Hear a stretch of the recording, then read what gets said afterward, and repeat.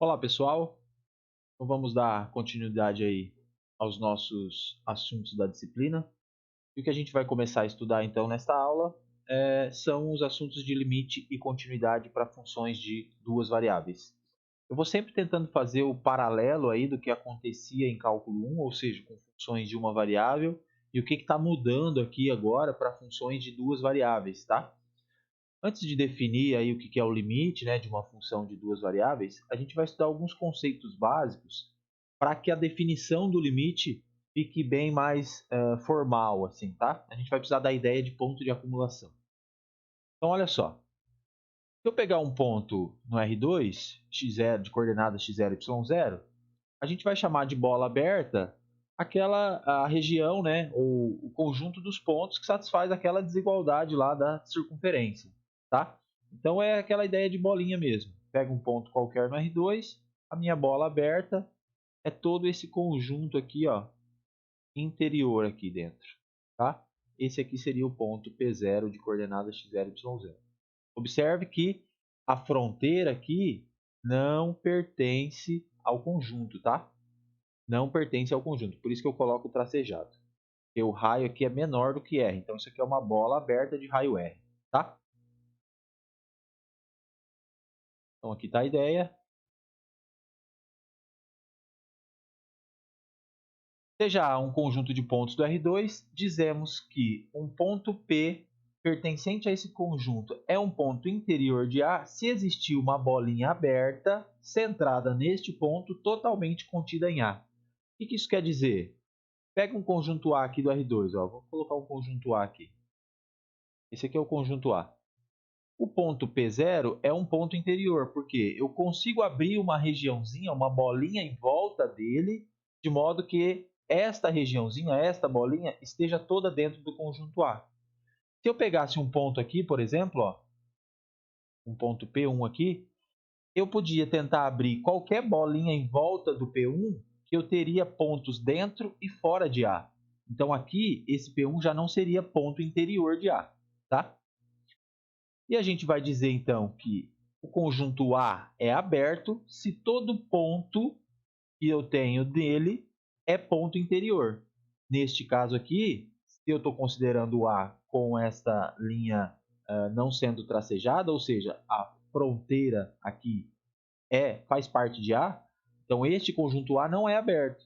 Tá? Para que eu tenha um conjunto aberto, a gente tem que ter aquela ideia justamente de a fronteira ali estar tracejada.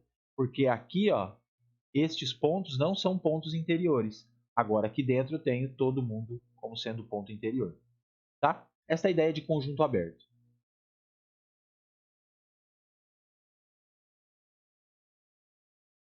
Seja A contido em R2, ou seja, um subconjunto do R2, um ponto P do R2 ele vai ser dito ponto de fronteira. Essa ideia de ponto de fronteira, intuitivamente a gente já tem, né? Então ele é um ponto de fronteira. Se você abrir uma bola em torno dele, ter ponto de A e ponto fora de A, como eu coloquei aqui, ó. Então aqui esta linha aqui seria a fronteira do A, porque qualquer ponto que eu pego aqui e abro uma bolinha em torno dele, qualquer bolinha, qualquer raio, sempre tem pontos dentro de A e pontos fora de A, tá? Então aqui seria a fronteira. O conjunto de todos os pontos de fronteira de A é chamado fronteira. Se todos os pontos de fronteira de A pertencem a A, dizemos que o A é fechado. Então aqui eu estaria com um exemplo de um conjunto A aberto, ou seja, a fronteira não pertence ao conjunto. E aqui eu estaria com um exemplo de um conjunto A fechado. Tá? Um exemplo bem rápido aí, ó, determinar os pontos interiores de A, verificando se A é aberto. O conjunto A são os pontos do R2, tal que x é maior do que 2. Então, o conjunto A está assim, né? Tenho aqui xy, tenho a reta x igual a 2. Vou desenhar tracejado porque o conjunto A é aqui, ó. Tá? Aqui está o conjunto A. Por que eu estou desenhando tracejado? Porque são x maior do que 2. Então, a reta x igual a 2 não pertence ao conjunto A. Pensando na ideia ou na definição de ponto aberto, Qualquer ponto que eu pegar aqui, ó, é um ponto interior.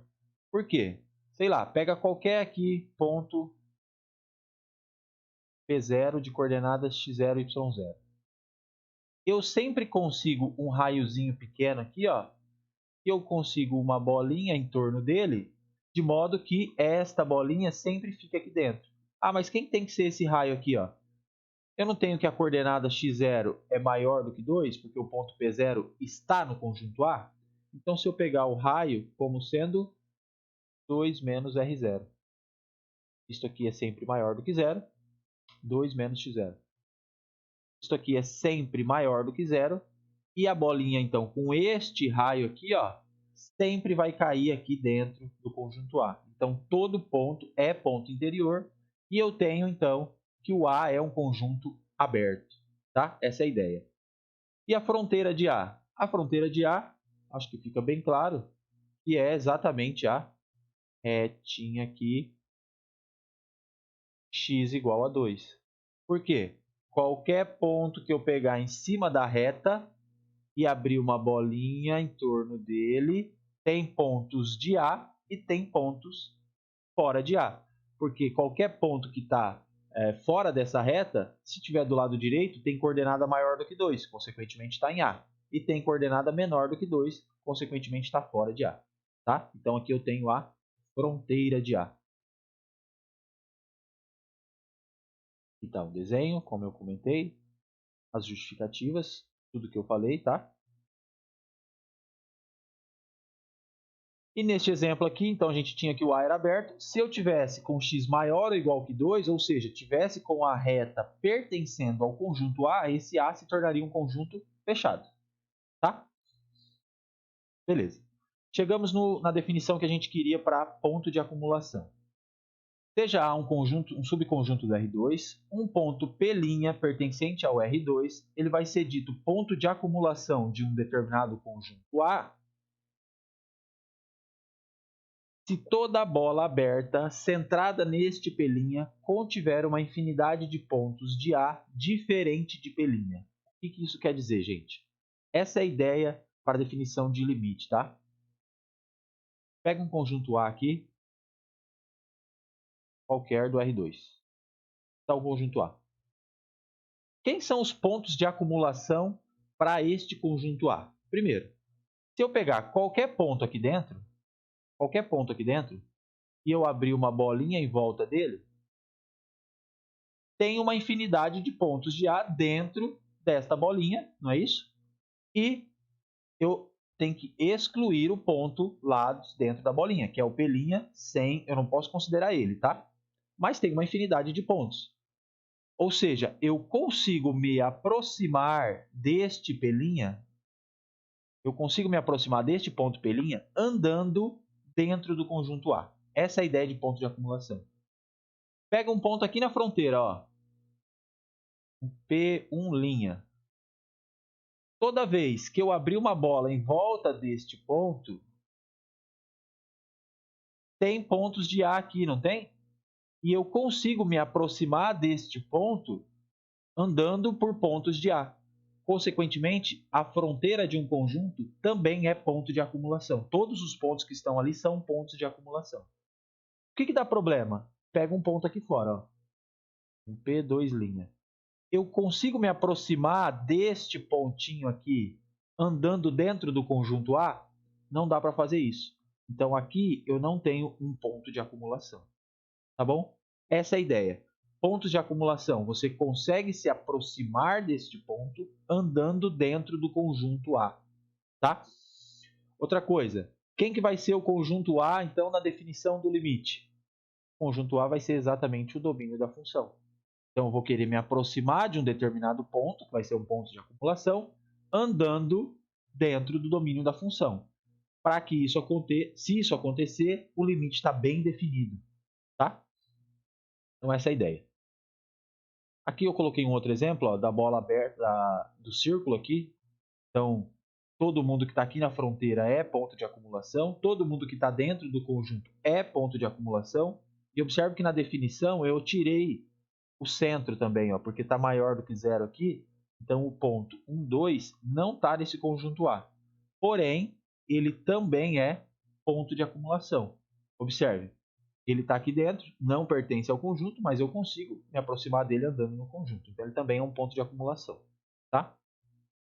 Lembrem sempre, ponto de acumulação é você conseguir se aproximar deste ponto andando dentro de um conjunto. Tá? Então, daí ele é um ponto de acumulação para aquele conjunto.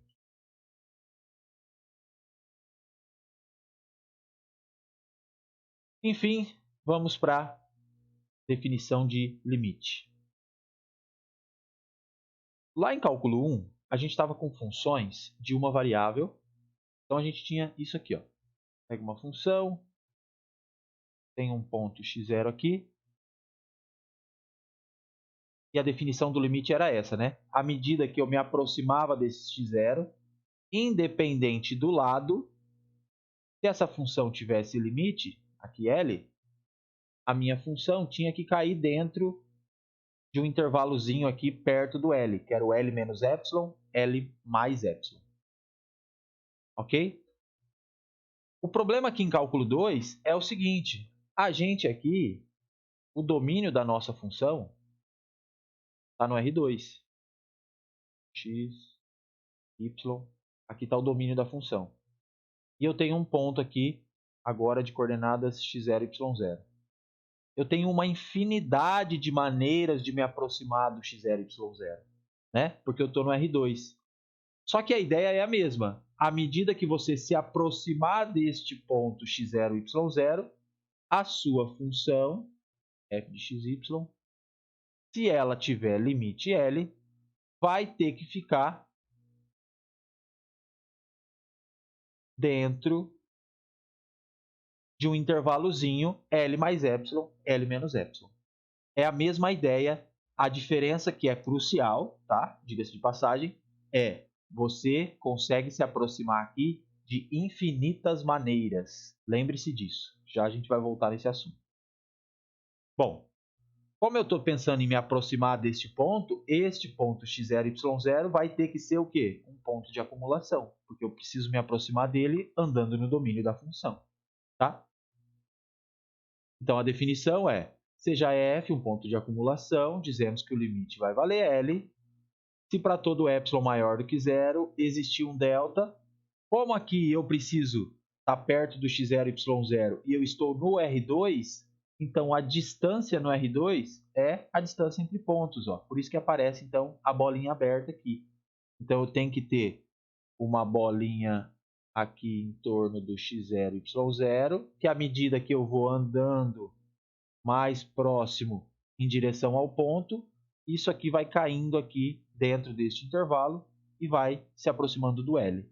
Tá? A ideia da definição é a mesma de cálculo 1, porém a distância aqui é no R2.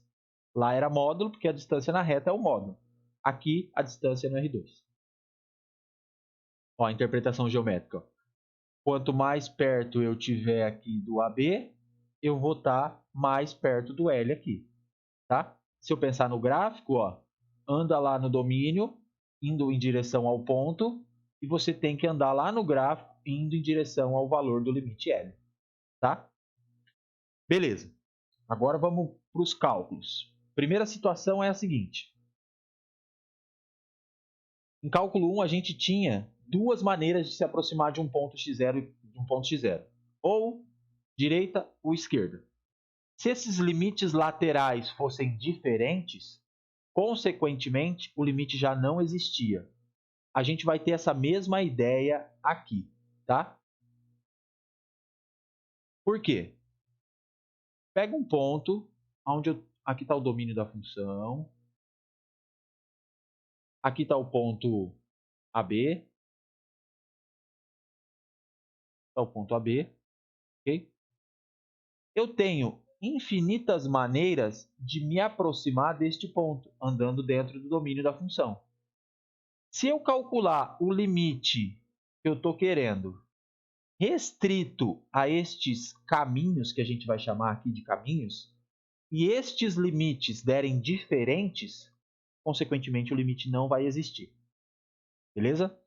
Porém, tem que tomar um certo cuidado. Lá em cálculo 1, para uma variável, se eu calculasse os limites laterais e dessem iguais, os limites existiam, o limite existia e era aquele valor. Aqui, você pode calcular 10 limites por caminhos. Você não está mostrando, se for tudo o mesmo valor o resultado do limite, você não está mostrando que o limite vale aquele valor. Você apenas está investigando, eu tenho um bom candidato a limite. E até agora a gente não tem propriedade nenhuma. Então até agora, você quer provar que o limite é aquele valor, que deu um monte de caminho, resultado tudo igual no limite, você vai para definição. Tá? Por enquanto só temos a definição. Então, falou em calcular limites usando os caminhos aqui, você só mostra que o limite não existe. Ou seja, se você tiver encontrado dois caminhos distintos, com valores distintos de limite, consequentemente você vai encontrar que o limite não existe. Tá? Porque é a ideia de limites laterais diferentes para a função de uma variável.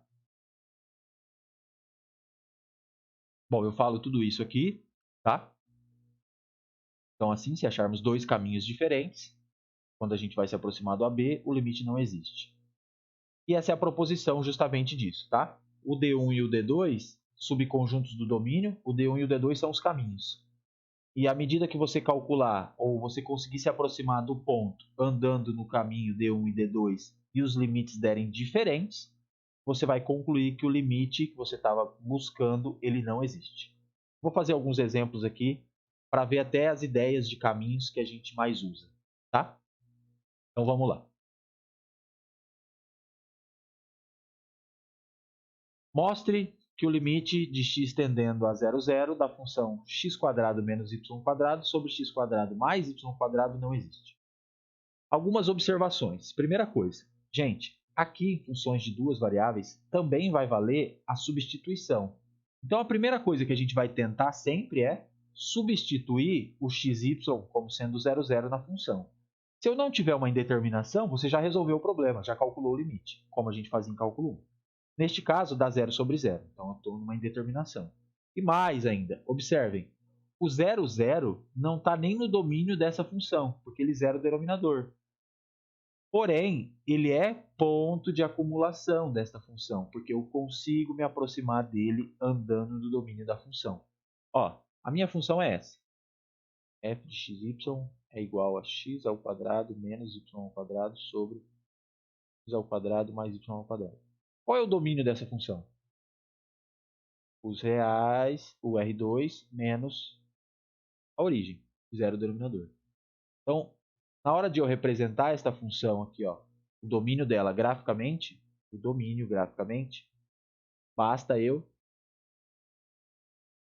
tirar a origem. Então, tudo que sobra aqui é domínio da função. Tá? Tudo que sobra é domínio da função. Beleza? Então, eu posso escolher qualquer caminho para me aproximar da origem e tentar calcular o limite disso aqui em cima desses caminhos. Porque quando eu tiver com caminhos, eu vou transformar o problema para uma variável, eu vou calcular o limite de uma variável. Forma mais fácil de me aproximar da origem, andando em cima dos eixos, não é isso? Eu não posso andar em cima dos eixos? Então, olha só.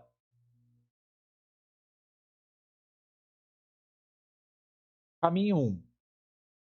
Vou colocar aqui eixo x.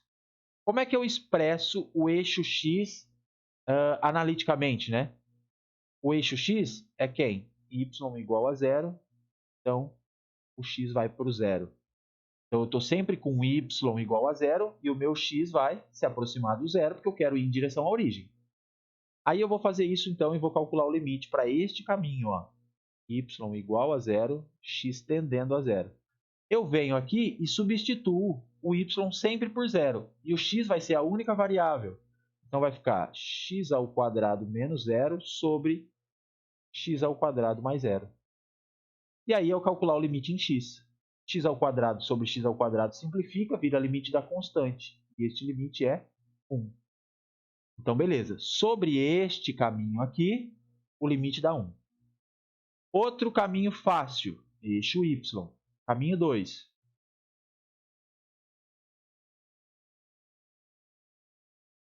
eixo y. Como é que eu descrevo o eixo y?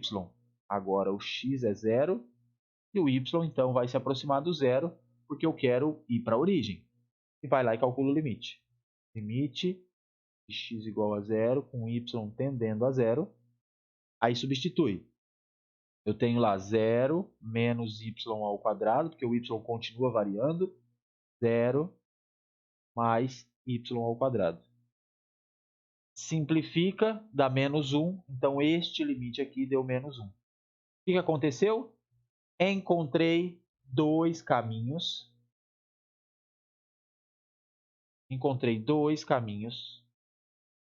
Com limites diferentes. Então, eu estou me aproximando da origem por caminhos diferentes e os limites estão dando diferença. Portanto, este limite,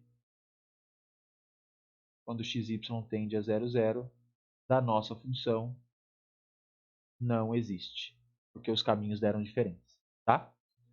Entenderam como é que usa? Sempre que for usar caminhos para demonstrar algo, você só demonstra que ele não existe. Tá? Agora vamos... Bom, aqui está feito, tá? Também passo a passo. Vou fazer mais um.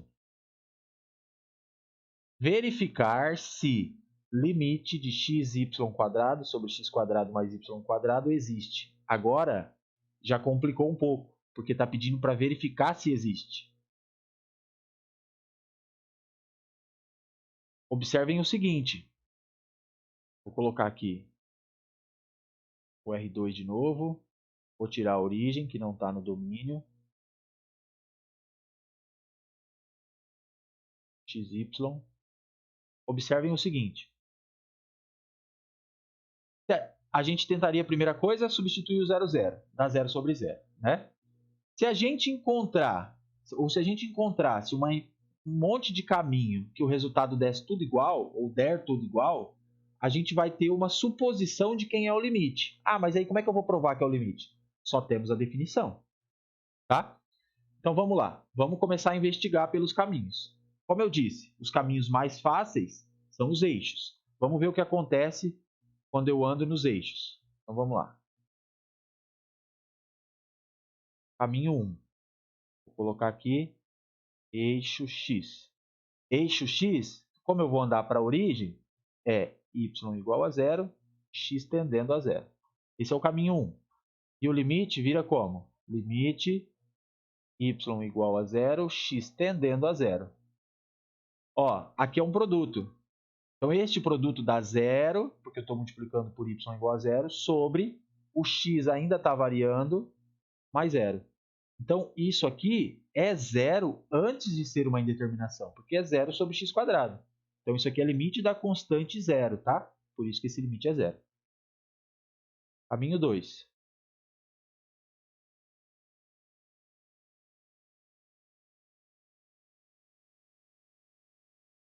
Caminho 2. Eixo y. Então, é y tendendo a 0 e o x 0. Vai ficar limite de x igual a 0, y tendendo a 0. Mesma coisa, 0 só que sobre y². Isto é 0 antes de ser uma indeterminação. Então, isso é o limite da constante da 0. Ok? Então, andei aqui. Andei por aqui. E deu sempre 0. Ah, então vamos criar outros. Como é que eu posso me aproximar da origem por outros caminhos? Eu posso me aproximar da origem por retas, não posso? Qualquer reta que passa pela origem, eu consigo me aproximar. E como é que é a cara de qualquer reta que passa pela origem? Caminho 3. Qualquer reta que passa pela origem, sempre da forma y igual a x, ou mx, tanto faz. Não é? Qualquer reta que passa pela origem tem esta cara, então eu tenho y igual a x e eu faço o x tender a 0. Quando o x tende a 0, o y tende a 0, consequentemente eu estou com xy indo para o 0, 0, que é para onde eu quero. Vamos calcular o limite. Limite x tendendo a 0, y igual a ax, e aí substitui. Vai ficar x O y é ax, então fica a ao quadrado x ao quadrado sobre x ao quadrado mais a quarta x a quarta. Não é isso? Calculo o limite. Agora é limite de uma variável. Limite de x tendendo a zero, y igual a ax. O que deu aqui em cima? A quadrado x ao cubo sobre aqui embaixo. Dá para pôr um x quadrado em evidência, né? X quadrado que multiplica 1 mais a quarta x quadrado. Por quê? Porque eu consigo simplificar aqui, ó. Então isso virou limite x tendendo a zero, y igual a x, que a gente está neste caminho, a quadrado x sobre 1 mais a quarta x ao quadrado. Substitui, tenta substituir. 0 sobre 1 mais 0. Então isso dá 0 sobre 1, que é 0. Quando a gente começa a fazer com esses caminhos, a gente já começa a falar, opa, será que vai dar sempre 0? Só que aí a gente tem mais alguns que a gente costuma testar antes de tentar provar pela definição, neste caso, tá? Que são as funções y igual a x quadrado ou y igual a raiz de x, ok? Por quê? Porque quando eu me aproximo do zero, eu também tenho, por exemplo, a raiz quadrada, que se aproxima do zero, tenho as parábolas, que também se aproximam do zero. Não é isso? Então, olhem aqui para essa função. Se eu conseguir fazer em cima e embaixo ficar com a mesma potência, este limite aqui ó, se torna uma constante, porque daí a gente consegue simplificar. Se eu trocar y por raiz de x, isso aqui vai ficar x, isso aqui vai ficar x ao quadrado, em cima vai ficar x ao quadrado, embaixo eu vou ter uma soma de x quadrado. Então vai ficar com a mesma potência. Então vamos testar um quarto caminho, caminho 4, que é y igual a raiz de x, e x se aproximando do zero, para a raiz e para o zero, só que aqui o x tem que ir para o zero por valores positivos só, né? Porque eu estou dentro da raiz. Vai lá e calcula o limite. Limite de x tendendo a zero mais y igual a raiz de x. Como é que fica? X. Aqui vai ficar raiz de x ao quadrado, que é o y, sobre x ao quadrado mais raiz de x a quarta. Virou limite, x tendendo a zero, mais y igual a raiz de x. O que deu em cima? X ao quadrado, sobre, embaixo, 2x ao quadrado. Não é isso? E aí, o que eu faço? Simplifico x ao quadrado com x ao quadrado e fica limite da constante. Então, este limite aqui vale 1/2, que é diferente do zero que estava dando antes. Então, a gente encontrou um caminho, que é a raiz, e andei em direção à origem, e o limite desta função aqui deu 1/2, que era diferente dos outros caminhos. Portanto, este limite aqui não existe. Entenderam? Tudo bem? Então, sempre primeiro testa esses. Se for para a origem, mais fácil ainda, né? Sempre os eixos, sempre as retas que passam pela origem e sempre ali as funções quadráticas ou raízes, tá?